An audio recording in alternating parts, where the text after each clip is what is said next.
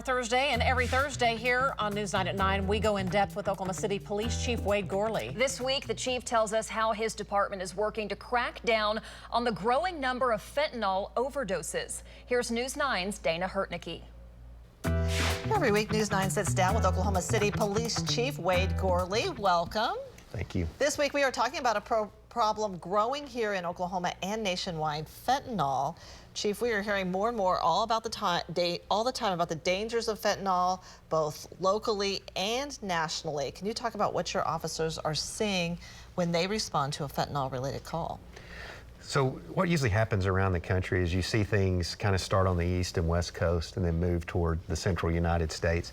And that's what we've seen with fentanyl over the last several years. It's been a growing problem in large cities on the east and west coast and the Midwest. And we started seeing it more and more a few years ago. Our interdiction officers were stopping it more, seeing it coming in to the state, and then we started seeing more overdoses. And that's what we're responding to more now. And we actually pulled some statistics on the number of fentanyl deaths over the past couple years. So far this year, there have been 20 fentanyl-related deaths between January 19th and December 31st of last year. OCPD saw 118 deaths due to the drug. What number of these deaths are due to those people accidentally ingesting fentanyl versus people who are purposely taking the drug? And actually, what is the department doing with the fentanyl issue?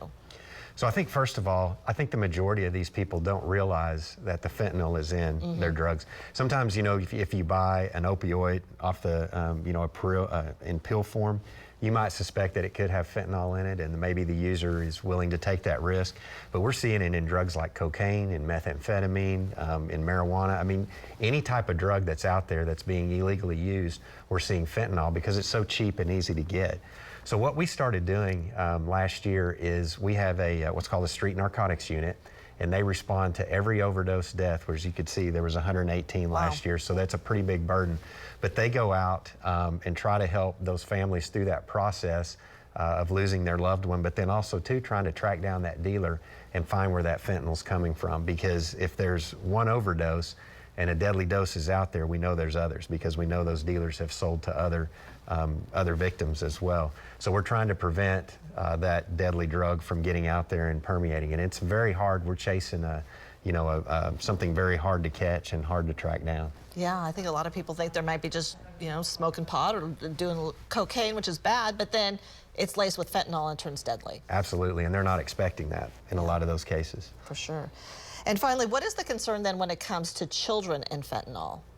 It's just like anything else, even with prescription medications that you have in the home, that's oftentimes aren't stored properly, and kids get a hold of that. And we have seen that happen, with fentanyl and with some of the other drugs, that people are taking illegally, because oftentimes, drug users, they're intoxicated and they leave, the items that they use to take their drugs, the paraphernalia, they leave it laying around, and the children get that or they ingest it. And oftentimes these pills too look like candy to a child, and so it's very dangerous.